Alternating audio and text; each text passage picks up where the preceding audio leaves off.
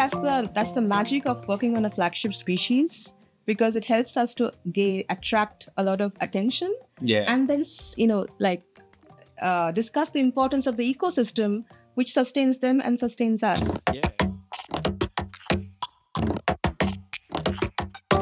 Welcome to the Future for Nature podcast.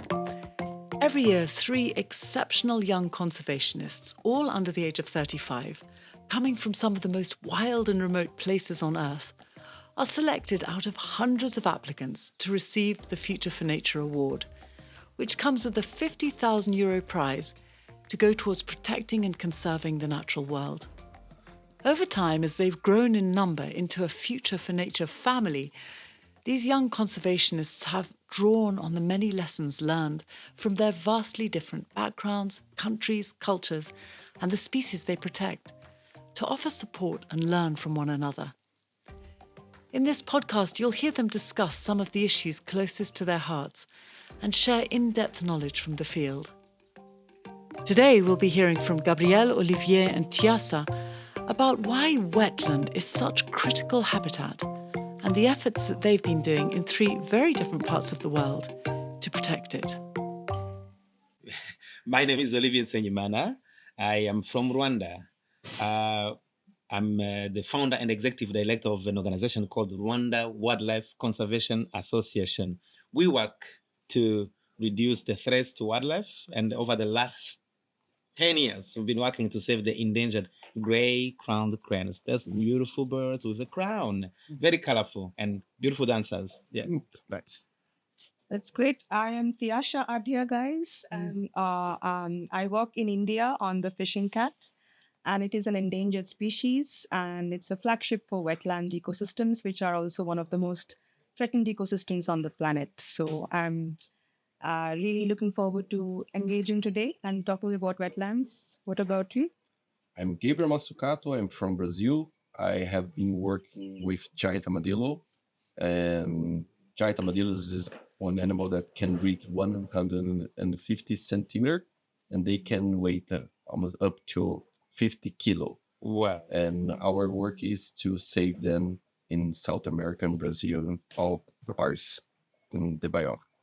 Fantastic. And I think we have a few questions here, so I'm just going to pick up the cards and go forward with the questions. Yeah, let's do it. Yeah. So let's see what we have. Can you explain to our listeners what makes wetlands such a critical habitat for biodiversity? I think on our planet, if we look at the surface, wetlands occupy just 0.1% of the Earth's surface. And they also host 10% of the vertebrate species.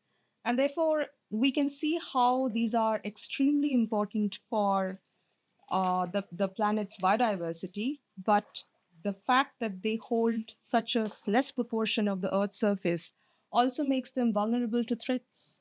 So on the one hand, these are the mother ecosystems for biodiversity, but on the other hand, they are naturally exposed to threats, and that is increasing in the Anthropocene. What do you think, Olivier?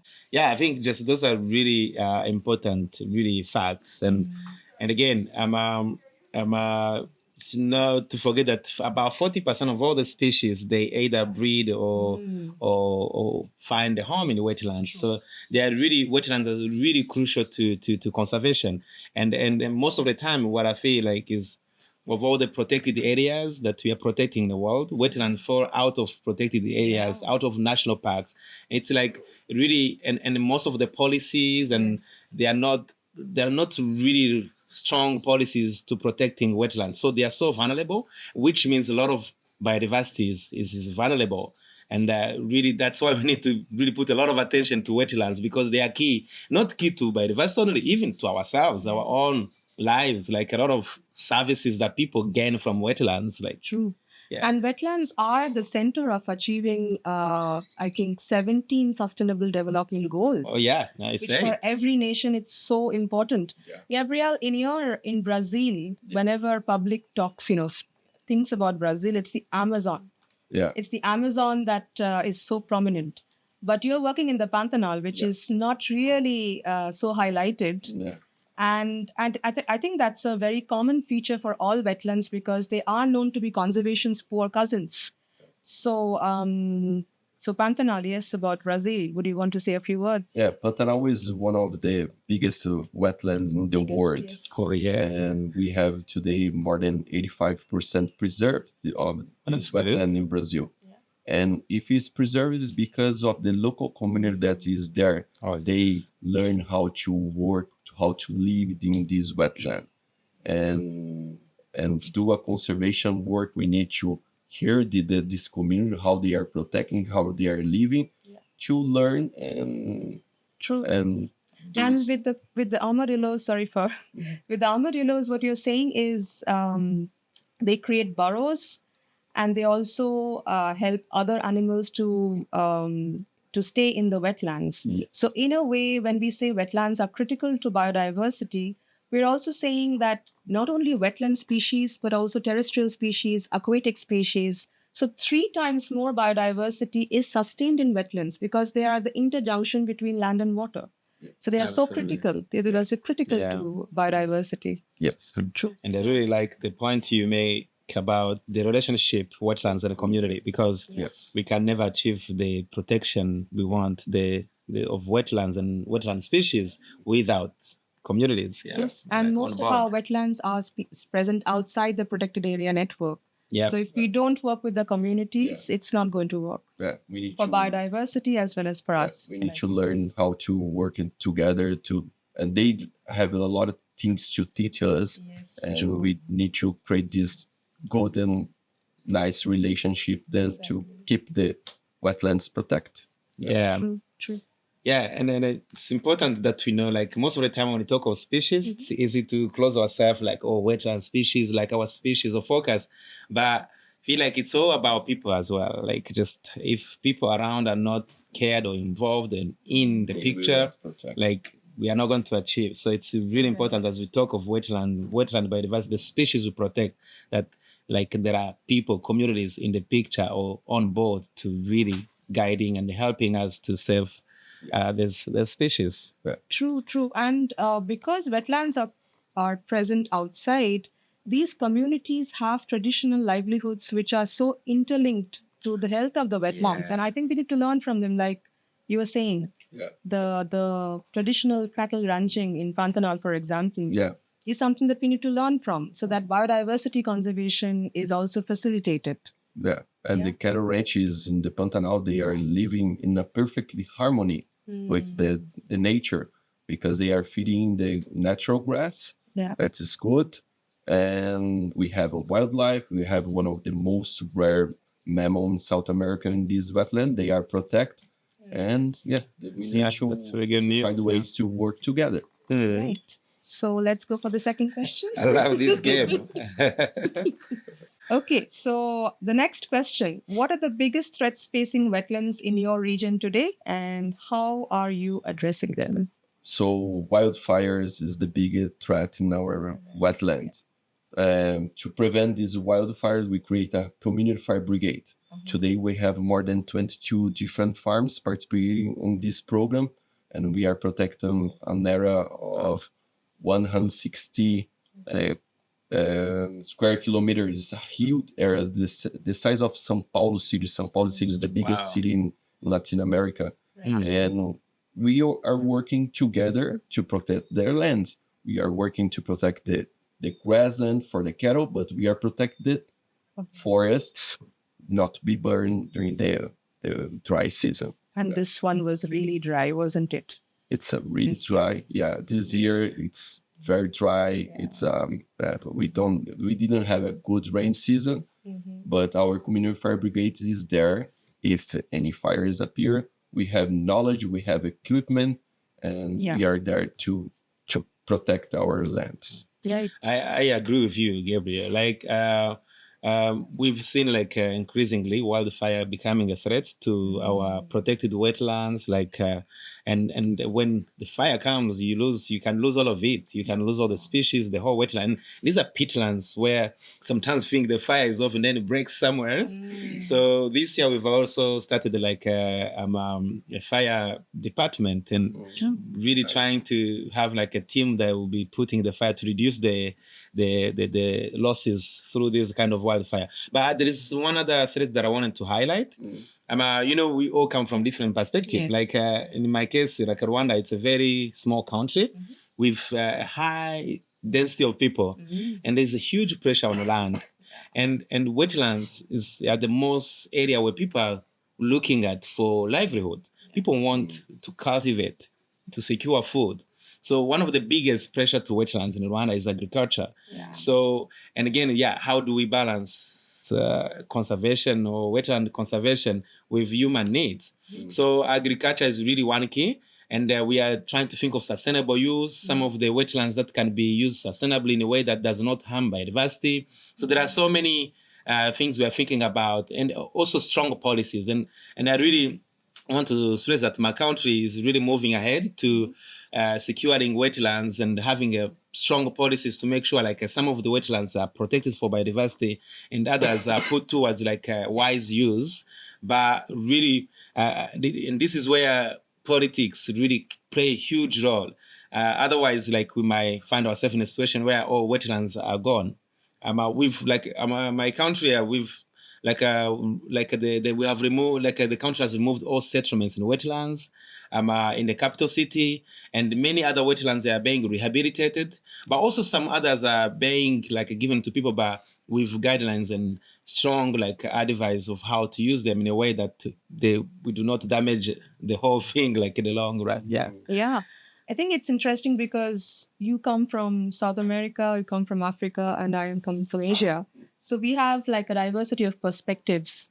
And even for Asia, I would say that land use policies are the major threat because wetlands are often considered as wastelands. So in many countries, they are being converted for increasing production. And increasing production means increase of food, increase of food for crops and fishes. So, and often in Asian countries, there are incentives to increase production and not keep wetlands as wetlands. So that is a major threat. In India, where I come from, India has one of the strongest environmental litigation frameworks, legal frameworks, I would say. And I think as a concerned citizen and as a concerned conservationist, me and my team, we give a lot of stress in holding forth the values of our environmental legal frameworks. And involving the government and making them accountable and increasing awareness so that government, communities, local people, general public, all of us together, we can conserve wetlands. Absolutely. So I think, I think the economic policies that are guiding the world and, affecting wetlands, that seems to be the biggest threat. And like we started off, wetlands and fire does not go together, right? It's strange. It's strange. Yeah, it is strange. Yeah. But that is where climate change is coming in. Yeah. And again, that is one of the major threats. Yeah. So land use policies, climate change are the major threats. And I think what we are doing is to take the word forward so that we can build more advocacy, more voice for wetlands. There is, the world is concerned about climate change, and it's really important that we highlight as everything else is affected by climate change. Climate change is happening, and wetlands are not saved from it. Yes. And you see, we are experiencing a lot of unusual rainfall, and floods, wetland flooding, and again that's sediments and everything. So in the future we might have areas where wetlands are completely transformed with sediments, with a completely different soil and vegetation. Yes. So and there is a lot of things in many ways climate change might affect wetlands, but I don't know what you think on this point of climate change, because it's really maybe a point that is we should be aware of how it's climate change is affecting wetlands and wetland biodiversity. Yes, true. Unfortunately, for the first time living in the Pantanal for 15 years, I didn't see rain this year. Yeah. And everything is dry. Our goodness. Yeah. See. With a strong wind during the night, during the day, hot days, it's a big threat for wildfires come and destroy everything. And climate change. We are seeing this climate change happen there. See, that's the difference. We are experiencing like a lot of rain. You're experiencing like a drought in wetlands, and in one way or another, the wetlands are being affected. So and like you said, when there's a lot of deforestation and there is no tree to hold back the sediments, and all of that sediment from the upstream is flowing into wetlands and filling them up, and then what happens to the cities once the floods come? They're going to suffer. You're going to suffer. So that is the link between society and wetlands. It's not just local communities, not just local biodiversity, but people living in the cities are also going to get affected. Yeah. And I think one way or the other, we need to, we are doing that already, but we need to upscale that effort to reach out to society, engage and tell them that SDGs are what matters. Yeah. If you are able to achieve the Sustainable Development Goals, you as a nation will thrive. Yeah. And wetlands are the central of that.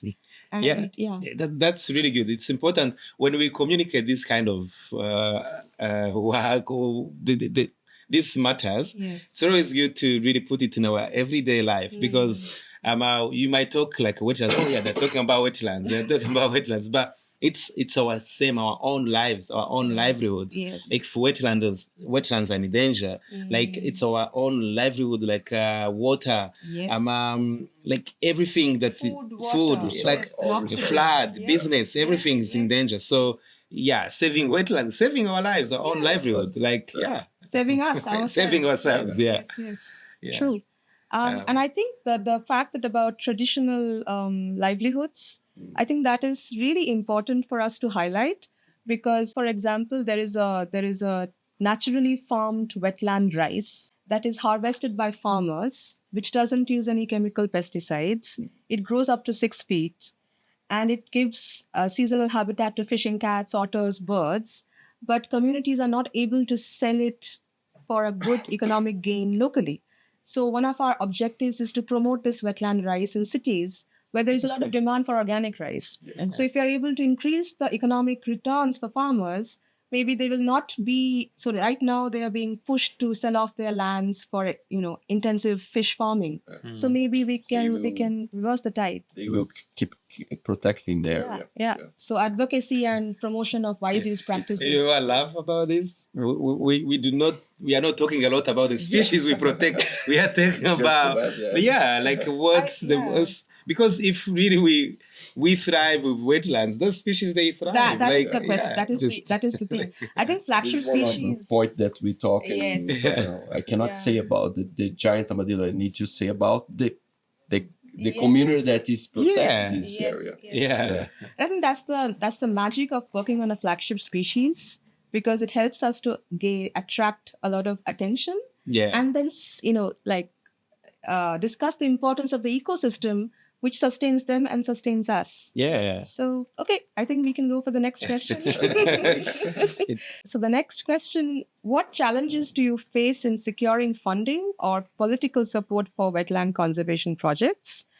I think, so if we just talk about funding, it's because wetlands are known to be conservation's poor cousins, as we discussed a few seconds ago.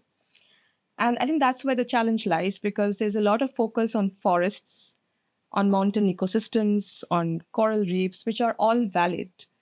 But the problem is wetlands are still not coming in the center of the conversation. Yes. So I think that is where the challenge lies, because mostly for general public, a wetland is a wasteland.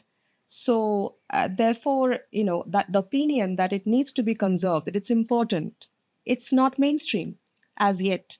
And I think that is where the challenge lies in securing funding. With respect to political support, once again, Asian countries are developing economies.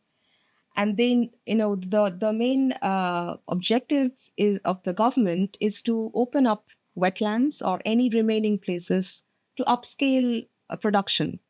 And there you are coming in and talking about wetlands, which are very important. These are central to our sustenance of biodiversity. But then the political mindset is not tuned as such. So I think that's where the challenge lies. That it's not mainstream as yet. Wetland conservation, the importance of understanding wetlands as cradles of civilization, is not mainstream. I agree with what you say.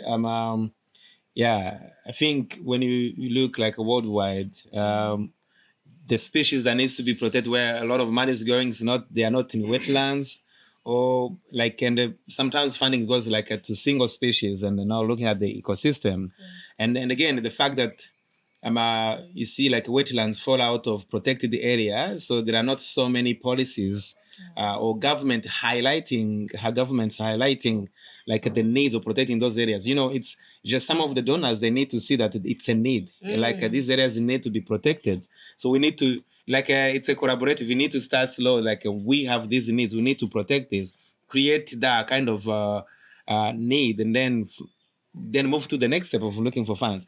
And so I agree with what you say, but it's also good to highlight what's working. Like, for example, I was saying in my country, Rwanda, really there have been a strong movement, like a government wanting to protect wetlands. And again, strong policies that are happening. And you see everyone is talking about wetlands. Many people, they know now what to do with wetlands. And we've seen like government receiving like some support from international organization, World Bank, like to rehabilitate some wetlands, to really move towards the wise use of wetlands. Yes. So this is also like really helps us, like as an NGO, like when we want to make a case, it's just matching the needs of the government. True. So yeah, when policy is really strong, and I think it also helps like in raising the funds. So I think this is a case that like we can. I wanted to share, like to show where, like if like NGO private sector work together with the government and create like conducive policies, there is a chance that we can save our wetlands. True, and I think it is improving. The scenario is improving. So, for example, India has the highest number of Ramsar sites now, and that's because the government is understanding the importance of wetlands, and it's important for us to play along. The rhythm is catching up, so it's important for us to play along and just strengthen the voice for wetlands. Yeah. In Brazil, if you talk about to conserve the Pantanal, we think about to conserve not only the Pantanal biome, but we need to protect the biomes around, because the water that come for this huge wetland come from the Cerrado savannas area. And one of the main works that we are trying to do, it's showing for the people that preserve biomes around the Pantanal is so important for this big wetland. Yeah, and that's the importance of wetlands. They interlink so many ecosystems, and therefore to conserve wetlands, we must think of a catchment level, basin level approach. Okay, guys, so I think we can move on to the final question. So in one word or sentence, what would you say motivates you every day to fight for a future for nature?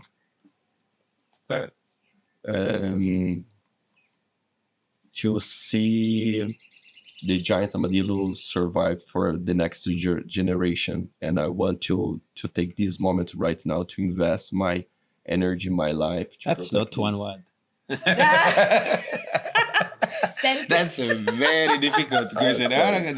How do you say it in one word? I don't know. It's a sentence also. It's all right. Like,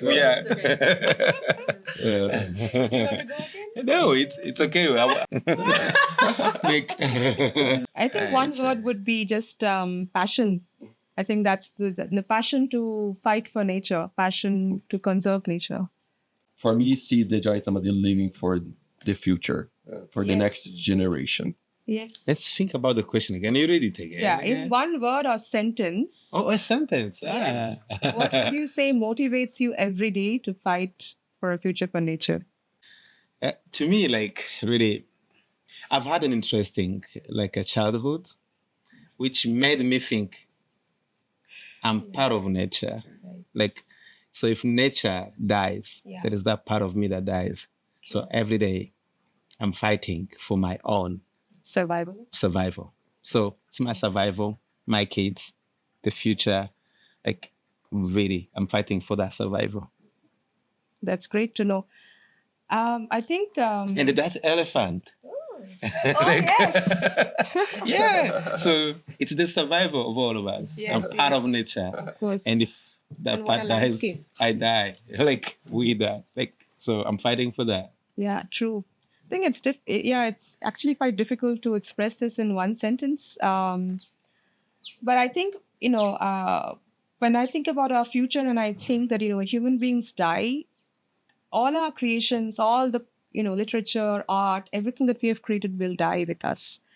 So we have to live a legacy which we were born with. We were born with nature. We were born because of nature. So we have a responsibility towards nature. And then the fishing cat guides me towards that. The fishing cat shows me that it's important to preserve that link. And I think that's the only reason why what motivates me. It's the passion to conserve nature and using the fishing cat or being guided by the fishing cat in life. Love that. Yeah. Great. Let's go for it, guys. Yes. Like, Beautiful Kenya and the landscape and the background. and Beautiful. yeah, this gives me hope. Like, Yeah, it is. we are Yes. talking about this, and we have nature around us, wildlife. Yeah. There is hope, and there is Yes. hope that we've all worked together. Of course. We can do it. We Yeah. can, Can't and we? despite the pressures we have, wildlife still persisting, and Oh, they are yeah. showing us the way. We have to keep the fight on. And let's go have fun. That's- Have fun saving wildlife. Yes. Thank you guys for this great moment together. Yeah, thanks. I mean, I really enjoyed it. Thanks for being there. I was inspired and really feeling connected to all of you, Yes, and yes. to everyone else who's going to watch this. And I hope we can inspire more Yes. to join us to save our wildlife. Of course.